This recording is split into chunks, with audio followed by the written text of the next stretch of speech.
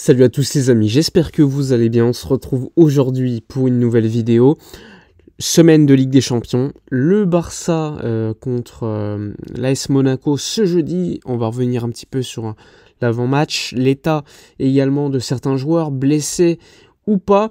Quand vont-ils revenir? On va vraiment faire un état des lieux à ce niveau-là côté Barça. Mais juste avant, petit instant promotion, profitez de mon partenaire Maillot pour vous procurer des répliques de qualité, de maillots vintage, de survêtements, de casquettes, vraiment tout ce que vous voulez. En tout cas, profitez parce que en ce moment, il y a une promotion super intéressante. Je vous mets tous les détails dans la description.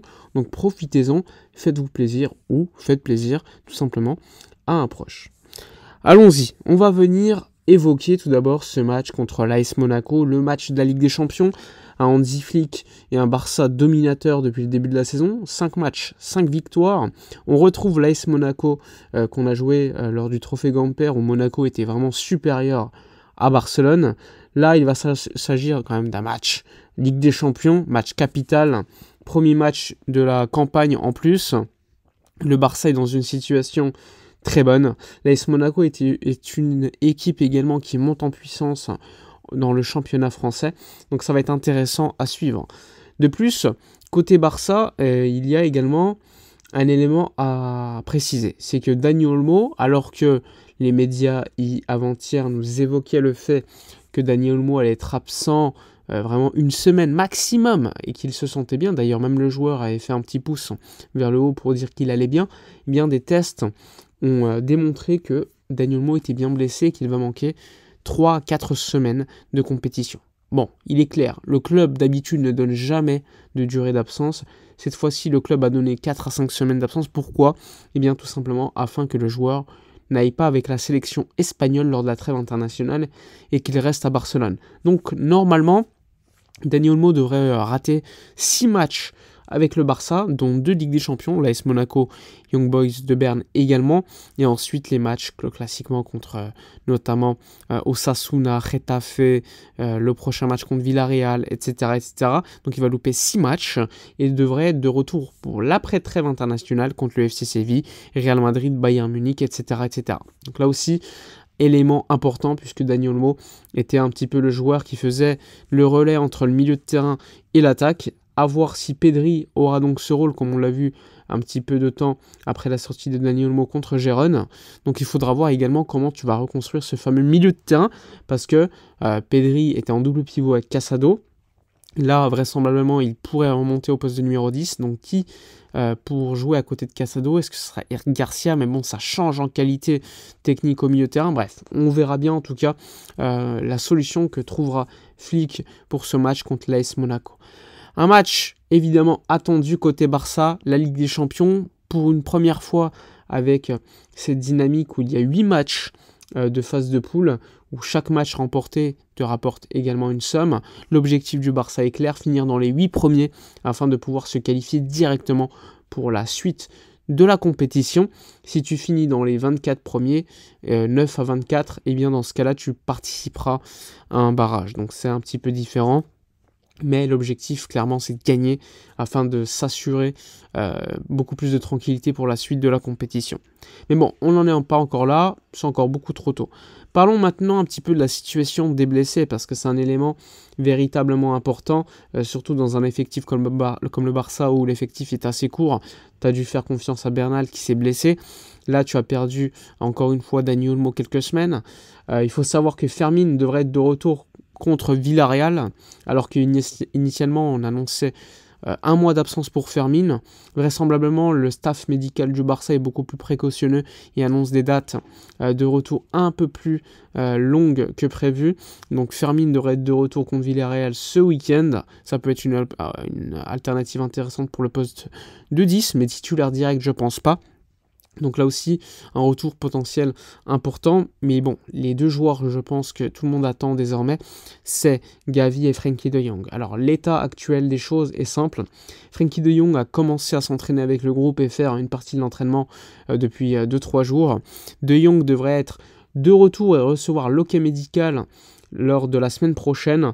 Il est attendu néanmoins qu'il participe au match, enfin à l'effectif en tout cas, qu'il reçoive l'ok médical pour le match contre Getafe à la fin du mois, donc peut-être le 29 septembre, un retour de De Jong dans le groupe, et donc pour participer à un match officiel, enfin après 5 mois d'absence, où encore une fois, cette cheville avait été mal traitée, et finalement il n'y avait pas eu d'opération. Il faut remettre également dans le contexte, De Jong avait été forcé à un retour précoce pour jouer des matchs après une blessure contre Bilbao, et finalement ça a été une blessure mal traitée, et globalement il avait rechuté tout simplement, et cette blessure était encore une fois compliquée à gérer, et finalement pas d'opération, mais il s'entraîne en bonne forme et se trouve plutôt bien depuis déjà quelques jours en individuel, et désormais c'est avec le groupe qu'il participe à quelques minutes d'entraînement. Donc très intéressant ce retour de Jong, qui pourrait apporter beaucoup de choses au milieu des terrains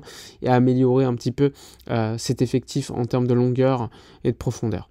Ensuite Gavi s'entraîne lui aussi avec le groupe déjà depuis quelques jours, depuis jeudi dernier. Donc un Gavi qui lui est attendu pour le mois d'octobre. Le Barça est très précautionneux avec Gavi parce que c'est un joueur qui vient, encore une fois, d'une blessure très grave, les ligaments croisés, mais pas que, une blessure au ménisque. D'ailleurs, Bernal a la même blessure. Le Barça a été surpris de voir un Gavi aussi près, aussi rapidement, donc ça c'est un élément qui montre la mentalité du joueur. Il s'entraîne déjà avec le ballon, avec le groupe, donc c'est un élément aussi important. Il pourrait être potentiellement déjà dans 1 ou 2 semaines dans le groupe, mais le Barça attend, et le Barça va faire attention, et normalement Gavi est attendu pour le mois d'octobre afin d'entrer et de recevoir l'ok médical et d'entrer dans le groupe pour participer à des matchs. Est-ce qu'il va directement jouer? Je ne pense pas, je pense qu'il finira peut-être 5-10 minutes par match, mais au moins il retrouvera le niveau et le sentiment de compétition, et ça c'est un élément important avant de reprendre évidemment la confiance en son jeu, aller sur les contacts, etc. Donc ça aussi c'est un autre élément qu'il faudra tenir compte. Voilà globalement pour les informations sur les blessés. Donc Dani Olmo, il faudra patienter normalement après la trêve. Gavi à peu près au mois d'octobre, mi-octobre. De Jong 29 septembre potentiellement. Donc voilà pour les retours, on va dire, prochains de blessures. En dessous, dispo pour le match contre Monaco en Ligue des Champions. Donc ça c'est une excellente nouvelle aussi. Et ensuite Ronald Araujo, quant à lui, il faudra patienter probablement jusqu'au mois de décembre, voire le mois de janvier. Et Christensen, on n'a pas de nouvelles, j'aurais bien voulu vous en parler, mais pour l'instant c'est un secret. Personne ne parle de Christensen ou de durée d'absence. Il faut savoir qu'on avait inscrit, je le rappelle, Dani Olmo via la blessure longue durée de Christensen. Son entourage parlait d'une absence de 1 à 2 mois. Le club, 3 à 4 mois. Donc c'est quand même un son de cloche assez différent. Donc on verra également à ce niveau-là quelle est la réalité des choses. Bref, voilà pour la vidéo de la journée. Hâte du match contre l'AS Monaco. Ça va être un match beaucoup plus compliqué qu'on le pense à mon avis. Des Denis Zakaria qui est en très grande forme en ce moment, des Ben Seguir, etc. C'est une équipe assez intéressante de Ligue 1. À pas ne prendre à la légère, c'est la Ligue des Champions. Il n'y a pas de match retour. C'est un match, il faut le gagner pour bien rentrer dans cette compétition après des débuts en championnat en fanfare. Voilà pour la vidéo de la journée. Si vous avez des opinions à donner dans les commentaires, n'hésitez pas.